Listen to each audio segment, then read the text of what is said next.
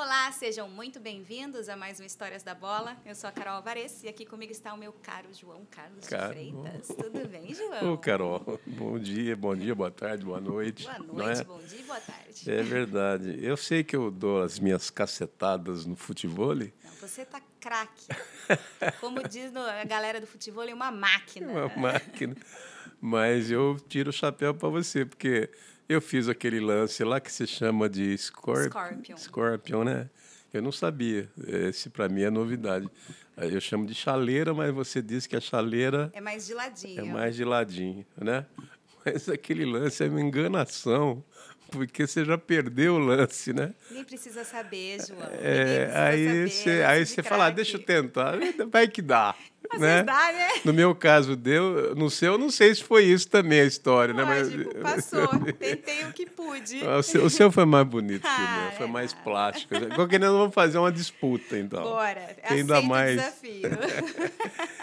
E hoje, qual que é olha, a história hoje nós vamos andar pouco, viu? Nós vamos aqui mesmo, aqui pertinho, porque para a história, 10 anos não é história quase, né? É verdade, é recente. É recente, exatamente. É quase que é jornalismo ainda, né? Porque a gente sempre classifica, né? Atualidade é jornalismo, passado é história. Exato. Vamos aqui a 2013 e relembrar um pouquinho aí daquela saga, aquela epopeia da Ponte Preta lá contra o Lanús, né? Onde ela chegou de novo na Sul-Americana. Porque ali depois tem um detalhezinho que eu acabei descobrindo ao longo, né, das conversas, das resenhas, né? Eu falei, pô, isso aí, na época, nem foi noticiado, né? Então, o bom do nosso programa é que a gente fala coisa que, na época, às vezes passou em branco. Passou batido. Às vezes um detalhezinho que é legal você saber. Mas aquele ano, cara, foi assim, um ano para a Ponte Preta, um ano até tumultuado. Porque ela estava mal no Campeonato Brasileiro, né? As coisas não engrenavam, disputando para permanecer aquela coisa de rebaixamento, né? Aliás, para nós de Campinas, rebaixamento não é mais novidade. Né? Infelizmente, só vive João? disputando, infelizmente, né? Já fomos a capital do futebol. E aconteceu que a Ponte contratou o treinador Paulo César Carpegiani e veio... Nossa, o Paulo César Carpegiani não virou com a Ponte, né? Foi afundando. Conclusão, ela ficou muito mal no Campeonato Brasileiro, muito mal mesmo. E ficou ali se segurando para tentar se salvar e não se salvou, né? Acabou sendo rebaixada. Mas aí o que aconteceu? Surgiu aí, ela tinha o direito, né, pela campanha do ano anterior, de disputar a Copa Sul-Americana, né? Sim. Que de um jeito para a Ponte Preta é um negócio legal, né, para alguns clubes. E ela entrou na Copa Sul-Americana e as coisas foram andando, né? Porque é um torneio eliminatório. Sim. Não é um campeonato de regularidade, né? Então, e dependendo do momento da equipe, nem é a prioridade, né, João? Isso. Há times, por exemplo, que, né, não priorizam. Por exemplo, agora há pouco, o Flamengo, o grande Flamengo, não priorizou a Copa do Brasil. Né? Ele perdeu para o Atlético. Uhum. Mas eu acho que houve falta de foco ali, porque se o Flamengo foca, ele... Né? Mas, no caso do Flamengo, tem elenco para ir poupando usando outra peça, exatamente. Né? Não é o caso de todos os times. Aliás, da maioria. Né? Eu acho que o Flamengo é exceção, Palmeiras um pouco, mas o Flamengo, sim. O Flamengo tem 3 times lá que... Exatamente. Enfim... E aí a Ponte caiu nessa Sul-Americana. Como ela estava mal no Brasileiro, ela começou a ter sucesso na Sul-Americana. E politicamente na Ponte, como você sabe, o presidente era o Márcio Della Volpe, mas a gente sabe que a eminência, a figura, era o Sérgio, né? O Sérgio Carnielli, que sempre por trás, aquelas coisas todas.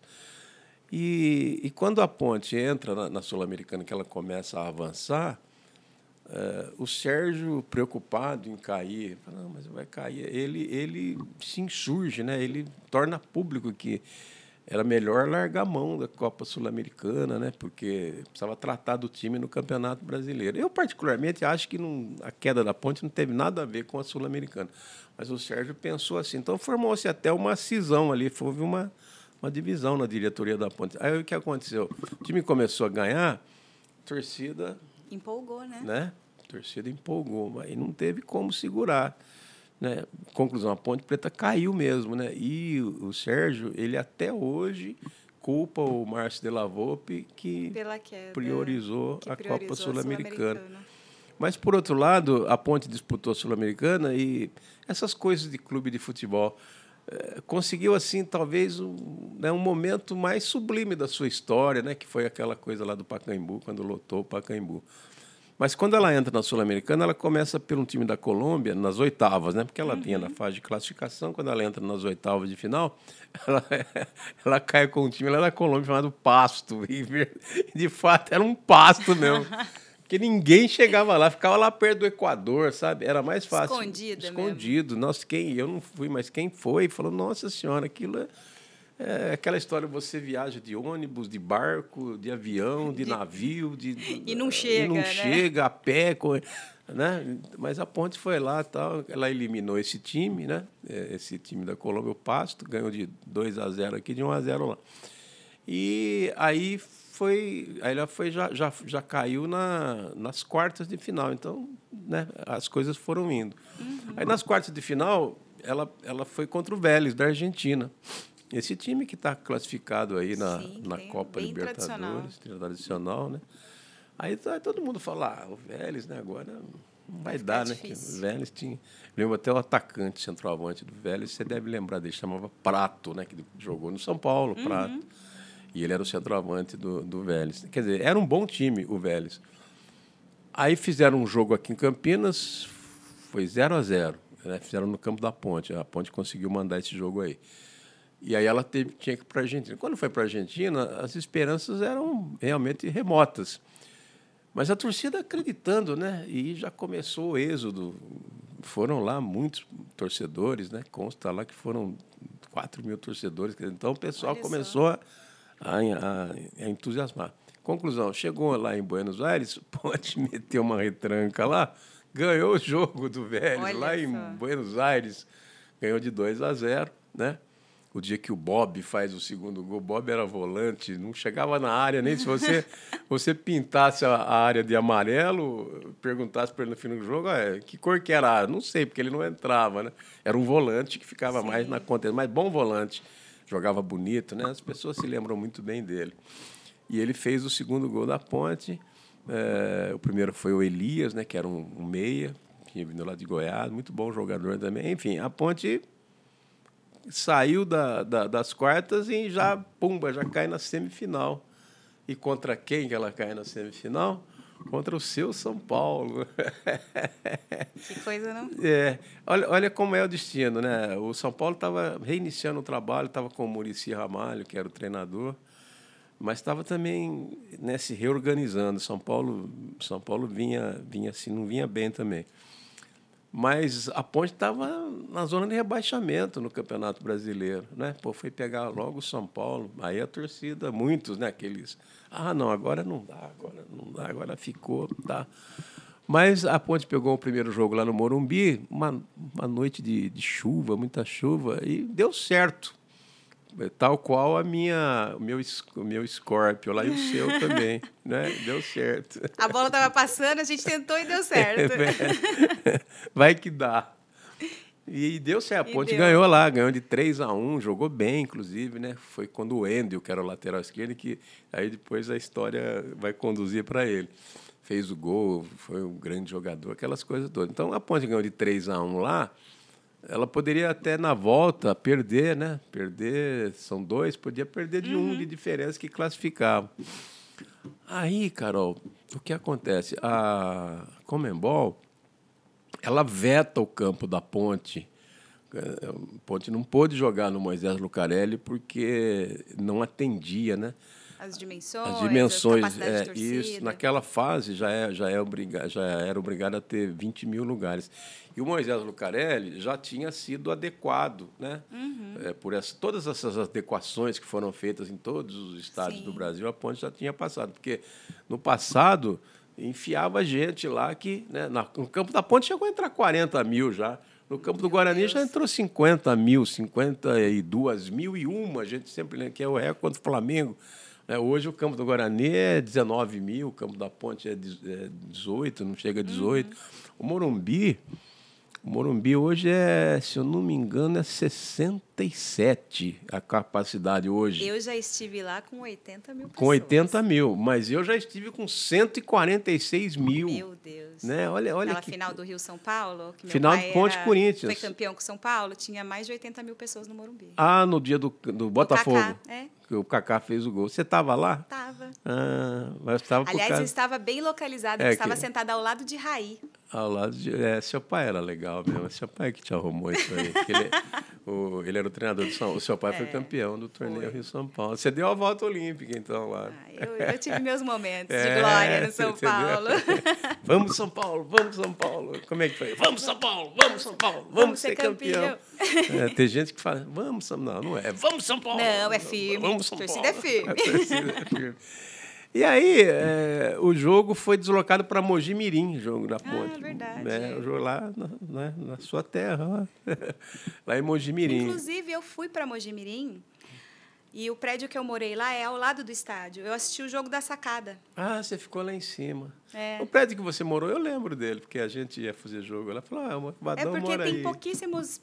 Hoje deve ter mais, mas na época tinha pouquíssimos prédios altos em Mogi Mirim. Assim, edifício, Era um dos únicos lá na época. E dava inteiro para o campo, né? Inteirinho, a gente via tudo. Aí você pegava um suco de laranja, não é mesmo? Estava lá tomando um refrigerante um refrigerante com colarinho moderado. Exatamente. Não é mesmo? Uma porçãozinha e vamos ver um futebol. E curtir o futebol. Nossa, foi legal também aquela noite lá em Mogi Mirim, porque a torcida da Ponte lotou o campo, né? Eu acho que foram 15 mil, se eu não me engano.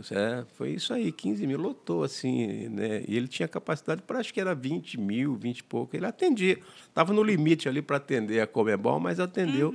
E era um gramado, né? Você deve ter vivido essa época, Carol.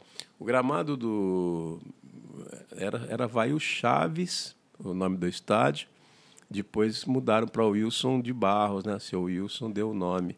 Hoje acho que é o Wilson de Barros ainda. Não, ele passou por algumas transformações de nome. Na época que eu me lembro, né, que era a época que meu pai já trabalhava no Mogi Mirim, era o Wilson de Barros, o estádio.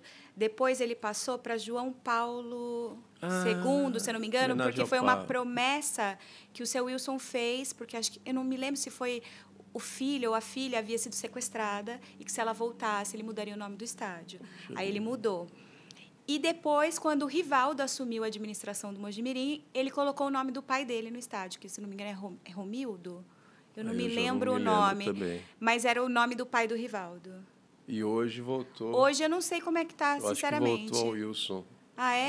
Que legal. Mogi Mirim, infelizmente, quase que não existe, né? Mas uma o campo pena, tá lá. Porque na época da administração do seu Wilson, que foi a época que eu vivi o Mogi Mirim, era impecável. Sim. Questão de salário, de respeito com os atletas, de instalações para o pessoal da base, tudo.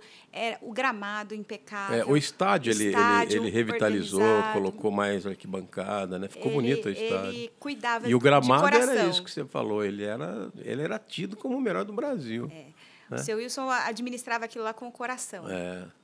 Você conheceu bem ele, né? Sim, eu cresci junto com a família dele, com os filhos dele, né?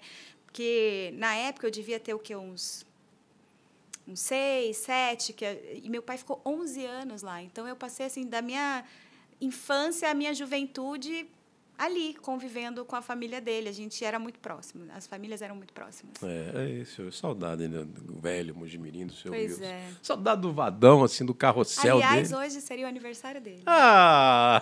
Então parabéns para você, Vadão. Parabéns, olhe por nós aí, cara. Olhe por nós aí. Ei, Vadão, que saudade. Vadão dá um capítulo especial. O Histórias da Bola é bom por causa disso. A gente tem uma história e no fim entra um monte de histórias. Vai pegando as outras. Porque você tem as suas também. E aí, Carol, o jogo de Mogi Mirim, com essa festa que a torcida da Ponte fez, aquela coisa toda, termina 1-1, né? E, aliás, quem fez o gol do São Paulo, você vai lembrar, foi o Luiz Fabiano. Então, o Luiz Fabiano fez o gol. Eu digo para você porque assim, o Luiz Fabiano falava assim que era bater na mãe, né? Fazer gol na Ponte Preta era bater na mãe, porque todo mundo sabe ali, o pai dele, o avô dele, chamava-se o Dito, né? Ditão aqui do Jardim Proença. O avô dele era fanático pela Ponte Preta. E o Luiz Fabiano é gozado. Ele teve primeiro no Guarani. Aí lá ele não conseguiu. Não sabia disso, aí não me depois que ele lembrava. foi para a Ponte, ele se formou na Ponte, depois no São Paulo. Ele é um dos principais artilheiros, né, da história do São Paulo. O grande Luiz Fabiano. Banana, né? Ei, banana dava um trabalho, né? Ei, banana. Ele era danado, Ele era né? danado. Quando ele... sempre os parentes, as histórias vão surgindo. Quando ele começou assim na Ponte, tá, que ele já fez sucesso, eu tinha um programa, nós tínhamos um programa lá, o Valdenê participava, né? Aliás, o Valdenê era o âncora, né? A gente trabalhava eu, o Zenon e o Diogo, né? Na mesa redonda. E a gente sempre levava convidado. Aí teve um dia que ele jogou bem no campo da Ponte. O programa começava às 10 de domingo à noite. Então você arrumava convidado depois dos jogos, né? O de Guarani, o de Ponte Preta, para levar para a Americana para participar. Aí ele arrebentou, a Luiz Fabiano, fez um jogo na Ponte aqui espetacular. Aí eu fui lá no vestiário convidar ele para levar no programa. A gente ia levar no programa. Aí chegou lá, o Mark Berlim estava lá. O Mark Berlim era o diretor de futebol. E eu já tinha acertado tudo com ele. Aí o Marco Berlim falou, João, pelo amor de Deus, não leva o Luiz Fabiano. Era 10 da noite do domingo o programa. Se você levar ele nesse programa, ele vai aparecer aqui de volta lá para quarta-feira. Eu não duvido.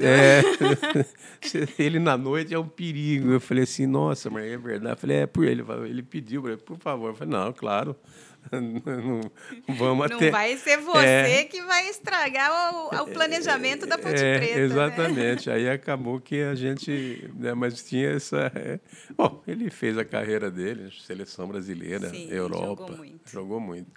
Aí, quando a Ponte empata com o São Paulo e ela consegue a classificação para a final, foi uma êxtase, né? O pessoal falou, nossa senhora, Ponte mais uma final e da Sul-Americana. Olha a chance aí de ganhar o primeiro título. Para não ficar ouvindo, né, do rival, dos bugrinos, eles falam assim, nunca serão. Eles sempre falam assim da Ponte Preta, nunca serão. Porque o Guarani tem o título brasileiro e a Ponte não tem título mesmo, assim, título de expressão. A Ponte não tem, então tem que ouvir, né? Começar a organizar a sala de troféu, né, João? Esse aí é aquele meme que parece o John Travolta. O John Travolta que fica procurando. O cara fala assim, John Travolta na sala de troféu da Ponte Preta, assim, procurando. É que nem o menino, essas histórias. O menino que chegou pro pai, eu fiz uma tatuagem. Não, o pai dele não queria, nem a mãe. Não, que coisa feia, não queria, era contra tatuagem. Não, eu fiz uma tatuagem sobre o Palmeiras, o primeiro título, o Palmeiras campeão mundial, a tatuagem do Palmeiras campeão mundial. Ai, meu filho, isso aí, não sei o que lá, ficou bravo. Mostra a tatuagem. Ele ergueu o braço, não tinha nada. Mas não tem nada. Então, o Palmeiras não tem. Não tem, né? Tem mundial. Aí, os caras têm que ouvir, né? Tem que ouvir. Aí, naquela euforia, a Ponte se classifica e o jogo é marcado. A Conmebol vai jogar onde, né? Porque no campo da Ponte não podia. E o Mojimirim também já não dava mais, porque na final era exigido 40 mil, né?